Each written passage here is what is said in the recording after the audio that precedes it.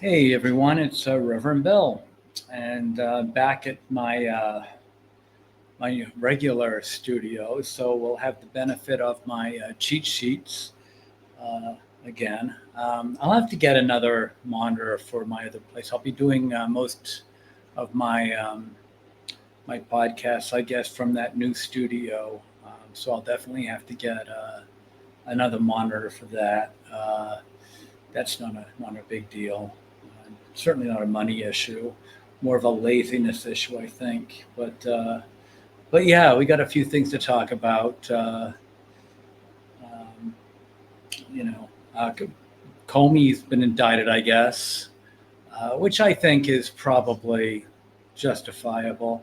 There's a lot of people that are probably getting away with things that may not be called to the mat. I mean, I wasn't sure whether he was going to be called out or not. I certainly think most fair people know that he was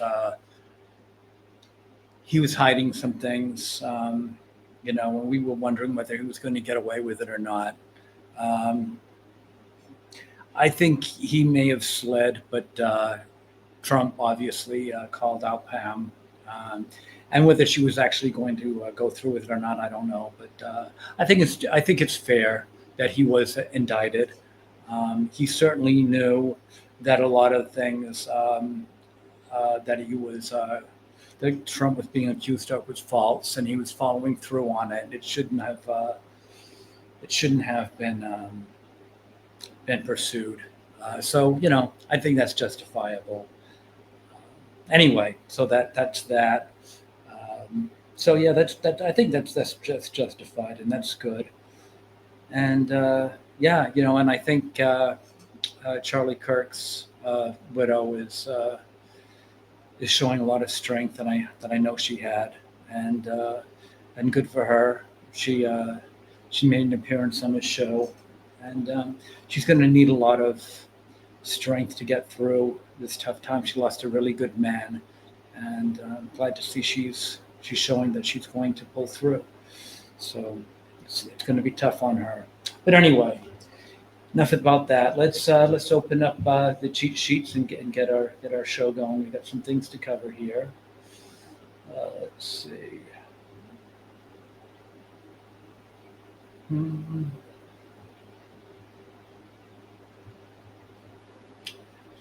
And where should we start? But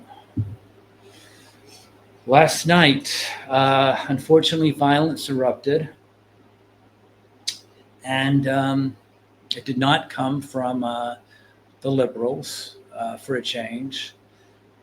But it was important, I guess, that we are reminded that violence comes from all sides. We did not expect it to come from uh, PTSD, which was one of two vicious attacks that came out of seemingly nowhere. But you know, it's hard to say that this was avoidable. I'm sure there are some veterans that say that better care probably maybe could have avoided this. I don't know. I'm not a veteran. I've never been to war, not this kind of war anyway. So I can't speak to the agony and pain and suffering these guys have been through. But anyway, unfortunately, apparently this guy has snapped. He'd been on the radar. I guess there were some signs. There was a lot of lawsuits that he opened up, and he had a history of it looks like some psychotic episode where he was accusing people of trying to do dastardly things to him. He went on a CMT Music Award date with Kelly Pickler, which sounded like quite the boon for him. And then he tried to sue her, saying that she tried to poison him by tainting his Jim Beam whiskey, and that was one of numerous, um, I guess, litigious actions he's taken, none of which were given any merit. Um, I just quickly looked through them. Um, I didn't. They seemed to be very many and all equally without merit. So I didn't spend a lot of time on them. But he obviously seemed to have been very troubled for a long time. Now, should that have been a warning sign to look deeper? I don't know. Um, to be honest with you, I don't know the system. There could be hundreds of guys that have just as many frivolous lawsuits out there. I couldn't speak to that. Um, if you want to pull this guy's record out and look, and yeah, it would stand out. But then again, how many other people have the exact same situation? I don't know. So again, I can't speak to that. In and of itself, it would look alarming to me, but I don't know. What does look bad is the fact that this guy looks like he was going through an awful lot um, of pain, and unfortunately, it looked like he lost it, and he took good people down with him. 3 dead, 8 injured. Those 3 we know that are dead. Those 8 injured, we don't know about them. Um, that's the thing that you always think about. The 3 dead, those are the ones that you focus in on stories like that. The 8 injured, you kind of dismiss them, but you don't know, how injured are they? Are they crippled for life? Or, you kind of dismiss those and concentrate on the dead people. But we kind of forget about those 8 injured. But those 8 injured could be, like I said, paralyzed for life. And they could be the ones that are really suffering. I don't know. My prayers are with those 8. Um, I don't know. So that was tragic. But the scary thing was that before this story was really hashed out, I was waiting for the ID to come out of this guy. I did hear all kinds of rumors. I did hear his name before most people did because it's getting a little late, because I was staying up late to see if I can find that out. But before his identity was confirmed, we got hit with another one, and believe it or not, this grabbed the headlines before the confirmation of the idea of the other one was even made solid, really. And then this tragedy, very similar, really. Um, Another veteran, and this man uh, drove into a church, killed 2, and then set it on fire. Now, I heard that there might have been some explosives. I'm not real sure how the blaze got going, but it did get going. And this man was also a veteran who had a history of mental illness, Thomas Jacob Sanford. Um, the previous gentleman, I should probably mention that he changed his name. It was Nigel Edge, and he changed his name to, oh no, he changed his name from Sean, what is it? Debonnaise, Debonnaise, sure, I said Debonnaise, not French, Debonnaise, I'm sorry, but I can do Nigel Edge. Sean Debonnaise, I apologize. But anyway, Nigel Edge I can say.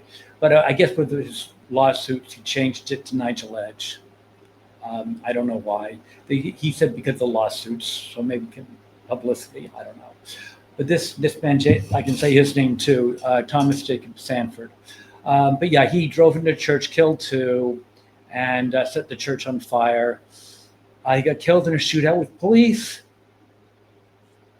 I believe the response was very quick from the policemen that got there. I read something like 30 seconds for him to show up on site, and 8 minutes um, well, I'm trying to think of a nice way to kill the gunman. disarm him, to disengage the shooter, active shooter. What it comes down to is it took him 8 minutes to kill the gunman. So that was very, very reactive of the policeman. So cheers to him. But yeah, no, that was a very responsive, excellent. But so yeah, I find it coincidental to veteran warmen attacks so closely associated. Coincidental, I guess. I don't know, or not. I don't know. But again, not liberal killings, so that's good. But we have to remember that there's other evils in the world, and this world's getting very violent. And I will say, this has got me rethinking. As I mentioned in earlier ones, I mean, the irony is, many years ago, I was always conservative, but I was on the fence about the gun thing. And I'm not on the fence anymore. I'm thinking about going out and getting my own gun. I'm beginning to see the wisdom of. Now the thing is about these two shootings. I don't think if I had a gun and I was there, I would make a difference. No matter how good a shot I am. On the boat. I mean, I don't think it would make a difference if everyone had a gun on that by the time the guy shot and took off in his boat. I don't think you'd be able to take it out and hit a moving target. I don't really know much about shooting at all, but I wouldn't think at all you would be able to hit a moving target like that. The damage would be done. And on this situation in a church, if you were inclined to bring a gun to church, I would believe you probably wouldn't be. But I don't. Even if you would be, I mean, driving a truck into a church and setting it on fire, I would tend to think you probably wouldn't be able to use it then even. And why would you bring a gun to church? I would just think that would be. I mean, as a minister, I just wouldn't think I would bring a gun to church. I don't know, but so I'm not sure a gun would help in these situations. But I am beginning to think the world's getting to be very dangerous.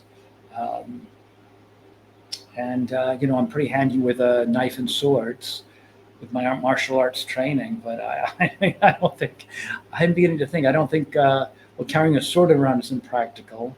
And my skills with the knife would be very limited, I think, in most situations where guns are involved. So I don't know.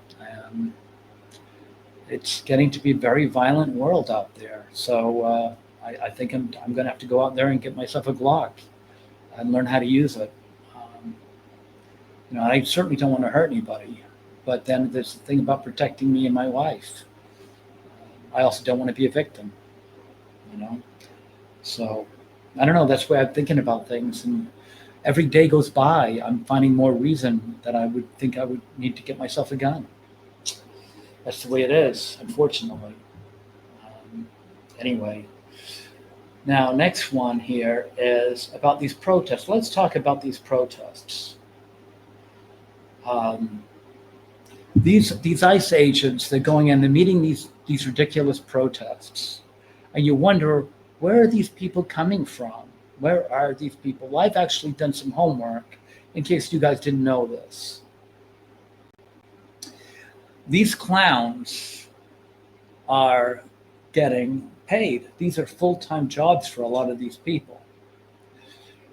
These people, the more outrageous they are and the more dangerous situations they get themselves into, the more they get paid. Now, if you think they're doing them because they're committed, no, they're getting paid. And they're getting paid by certain companies. And some of them are doing it legally, and a lot are doing it illegally. And we're going to talk about this now. Because if you think these are committed people that are doing this out of the goodness of their heart. Like, for example, I'm doing these podcasts because I believe in Jesus and I believe in causes. Okay, I'm not getting paid for this, nor am I asking money from anybody. I'm doing this out of my time. I paid for all this. This is a person who's committed to doing what they want to do. These people are getting paid for doing what they're doing. They're getting paid somewhere in the vicinity of 100 to 400 or 300 and 400, something along those lines per day. I hear different numbers to get paid for their doing it. And their money are getting paid depending on how they're dressed, where they're going, and what they're doing.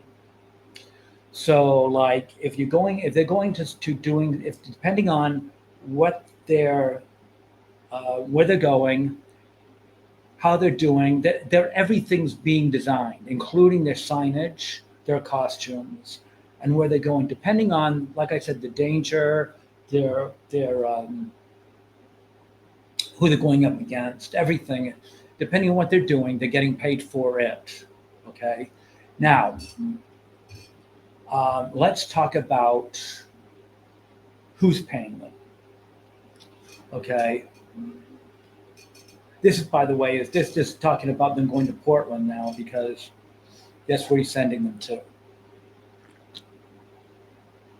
These are the organizations that are paying them. Some of these organizations are legitimate and they can pay them if they're playing by the rules. The question is, are they playing by the rules? Maybe, maybe not. Are these legit? Maybe, maybe not. All right, the first one, the Coalition of Humane Immigrant Rights. They were given $34 million per year in government grants. Now, these grants are allowed, provided that they stay within the agreement. Are they? Who knows? Another one is the Central American Resource Center, which also receives federal and state grants and private funding. There's also the Million Voter Project, which also supports anti-ICE protests. And there are Operation Healthy Hearts, Mutual Aid Los Angeles Network. Now these are giving protective gear and logistical support for protesters. Why are they giving protective gear if it's peaceful? That's my question. So they're giving money and protective gear, but the idea is a peaceful protest. Why do they need protective gear? Now, all these money that they're giving, all the 34 million and all the other, is for peaceful protest, but they're also supplying them with protective gear.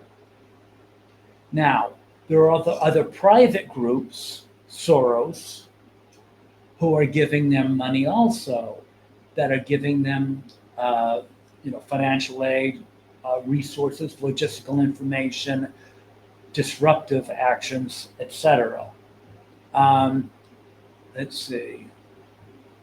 In other words, there's a whole bunch of private organizations, is what I'm getting at here, that have their own agendas, that are giving them orders, they're giving them signage, they're telling them what the sign should say, all for the sake of peaceful protests with protective gear. The FBI and Congress, for what it's worth, have launched investigations trying to determine exactly how peaceful this stuff really is. But the point is, these people are doing this as a full-time job. And they're getting hundreds of dollars a day to follow around the protests and doing it. These aren't your neighborhood people coming out and protesting. These people are getting bussed around, and they're professional protesters. So, and they're getting paid very, very well. In some multiple nonprofit advocacy groups with government and private funding have been connected to organizing or supporting anti-ICE protests. The detail about who is paying them is under investigation. No one really knows who's shelling out the bucks. All they know is that these people are being paid professionally to protest. So they're getting dressed up like a bunch of fools going around causing problems with protective gear. Um, and they're protesting places they don't even belong to. They're professional protesters. So they're not caring people. They're being paid to protest legally because it's the First Amendment, but they're protesting because they're getting paid. It is illegal if people are getting paid to hire to break the law during protests, such as engaging in violence or vandalism or other criminal activity, which is what they're doing. So, anyway, now here are the problems that basically it's a problem. This is really what the problems are. Private people are basically dictating policy. So Soros and company can basically pay these people to force the United States to do what he wants, as can foreign governments and hostile regimes. They can now pay people to basically stand around protesting, acting like American voters. Well, they are American voters, right? But they're being paid by foreign nations to force policy and U.S. government because they're getting paid to protest as Americans, but they're really representing foreign hostile governments. They're drowning out true American citizens' grassroots efforts, and they're getting larger groups that incite riots and violence and the crossing the line. So essentially, these are foreign nations or groups like Soros who are pretending they're having American citizens acting on their behalfs when they're really foreign nations and foreign corporations like Soros or private citizens forcing the United States to act on their behalf. So that's what basically is going on about this. So when you see all these people protesting, don't think they're American people. They're paid actors for foreign nations and private companies or private citizens. All right, let's take this other one. Lola. I have no idea who this woman is. She is a TikTok star. No idea who she is. She's a TikTok star that somehow got notoriety to go out and do a concert. And I don't know if she's talented or not. I don't know anything about her. The only thing I know about her is that she somehow was important enough to get on the New York Post, which I use a lot of my news on this from that.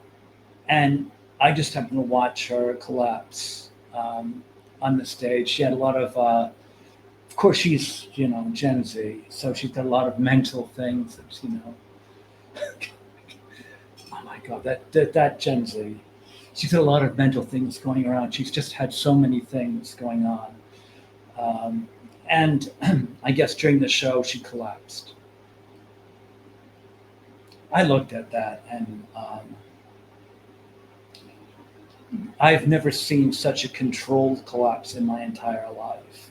I'm a minister, but I mean, I've been in a lot of fights.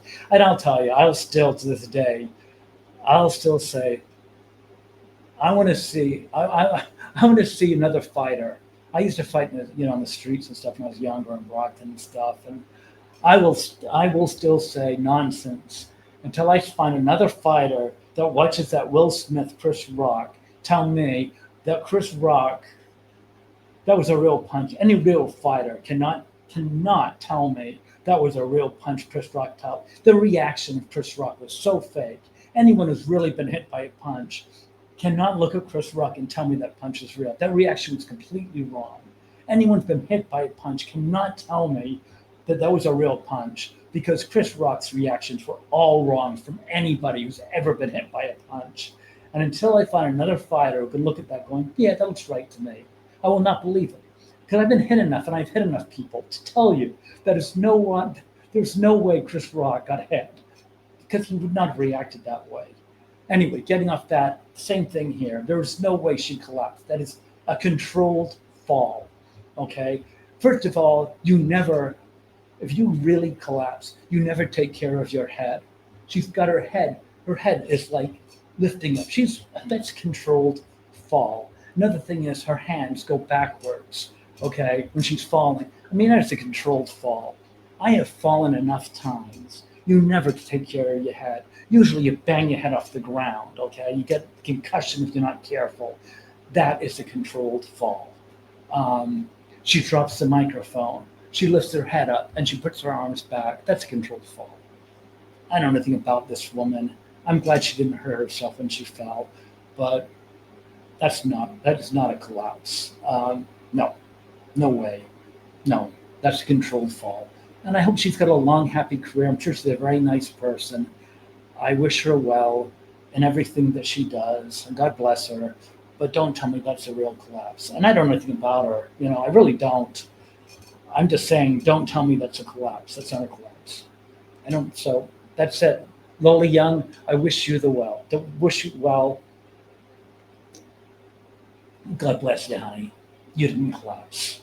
That's all I want to say about that. All right, what else we got going here? Oh, yes. This does have me concerned.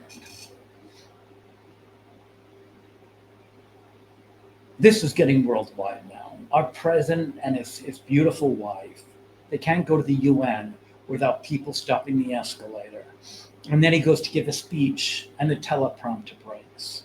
And then he finally is reading from a text, and I guess the sound went off in certain areas.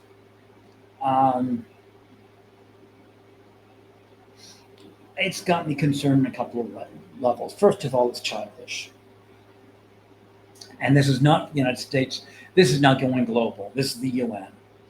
And it's secondly showing me that the world is not taking care of business. And it makes me think, if they're doing this kind of nonsense, how good is their security?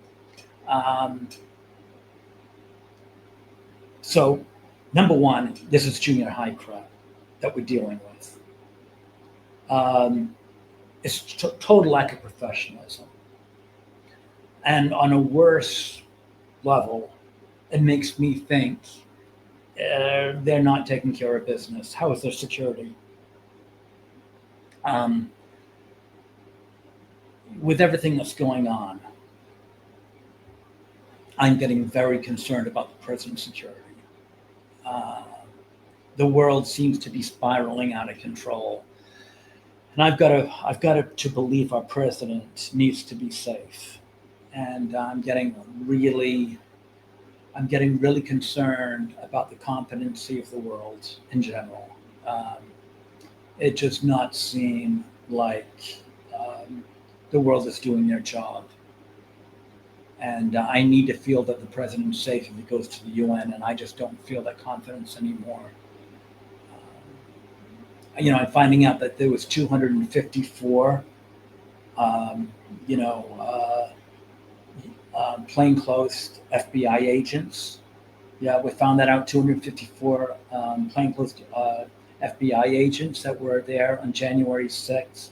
Were they instigating the riots? Were they a part of it? Did they cause the January 6th riots? Why, if they weren't, why didn't they do something? Why were they there? Were they instigating it? I think we need to look into that. And they weren't instigating it. Why were they there? Why didn't they stop it? That needs to be looked at very carefully, because I think they were instigating it. And if they were, that makes a whole another investigation necessary. So yeah, I think there's a lot of incompetency, to say the least, if not corruption. So I think we do need to look at things very, very closely coming up. So anyway, moving along, it's getting kind of late. I got a couple other things I want to go over. One last thing. There is a myth, and this was actually brought up on the Post and editorial, and I probably should have gotten the guy's name, and I apologize that I didn't, but it was an editorial on the New York Post that I thought was a very good point, and it is that there is a myth that Christian evangelicals are the heavy-handed people that are going around, and it's happened a lot in history, in movies and books. I'm just thinking of one funny example in Footloose. No dancing, but no, it does happen a lot, and I find that to be. And he brought it up in the New York Post, so it's not my original idea, but I think it's a good one to be brought up. Is that we're not the heavy-handed ones. We will tell you the way things are. I know I was talking to my wife about this too. My wife likes to go around giving out Bibles at the airport too, and we're both very clear about what we think and our beliefs. I think Charlie Kirk was too, and that might got him in a lot of trouble as well. But we're very clear in what we think, and what we'll talk to about it and what the Bible says. We don't hedge our beliefs. We'll say homosexuality, for example, is a sin. I was talking to AI about this the other day, by the way, and AI was saying that his believe it or not, he was talking about what he wasn't saying his beliefs, but the way that he understands it is homosexuality is a sin. It was kind of interesting he said this, but his understanding of Christianity is, although it's a sin, that he thinks Jesus will forgive it. And I said, I don't agree at all. I've talked to Jesus, which I have. I think I've mentioned that to you, and I'm not ashamed to admit that I talked to Jesus. And Jesus was very clear that it won't be forgiven. And that's truly what I believe. It will not be forgiven. It is a sin. It's in the Bible all the way through the Bible. Now, that does not mean that I've got any hostility towards gay people. I'm looking forward to one day soon of having a brick and mortar church. And I would welcome gay people there to preach, and I'll pray with them. It doesn't mean that that I think that their lifestyle that they choose is not sinful. It is, and I will pray with them, and I will tell them that their lifestyle is sinful. But that doesn't mean that I condemn them, or I hate them, or I begrudge them. But I cannot tell them something that I know not to be true. That's in the Bible. So I have no animosity towards them. But my faith says it is a sin. And it is a sin, but that doesn't mean that I'm hostile or I have any hatred towards them. It's just my belief. So and if there's any idea that Christianity holds any hatred towards people that act in a way contrary to our beliefs, no, we believe what we believe, but we don't. There's no disgust or hatred toward people that act contrary to what we believe. We pray for them, and we hope one day they see the light and come over, and we will be there for them if they decide to. But if they don't, that's okay. We're not out to, this is not the Spanish Crusades where we go out and, it's like, love Jesus or we kill you. That's not us. That's no. We pray for you, and that's just who we are. But there's no anger or hatred or anything like that in true Christianity. Like I said, we have our ways, and we believe what we believe, and if people don't agree with that, we still welcome you into the church, and we pray for you. But there's no hatred or anger or resentment towards you at all. And I think that's what people need to understand is, there's no animosity or bitterness here in the least. We're all here just trying to get by. And our belief system is our belief system, and we'd love you to join us. But if not, okay, well, good luck. And like I said, we'll pray for you, and hopefully one day you'll join us. But there's no deep-seated animosity or hatred in the Christianity at all. At least not not where I sit. So anyway, but that's important. I think Christianity is a religion of love, and it's not one of bitterness or hate. So all right, well that's all I got today. Um, so hope you enjoyed it. And then if you did, please like, share, and subscribe. And if you didn't, come back next time. I'll try a little harder then. Um, so have a great night, and I will talk to you later. Bye.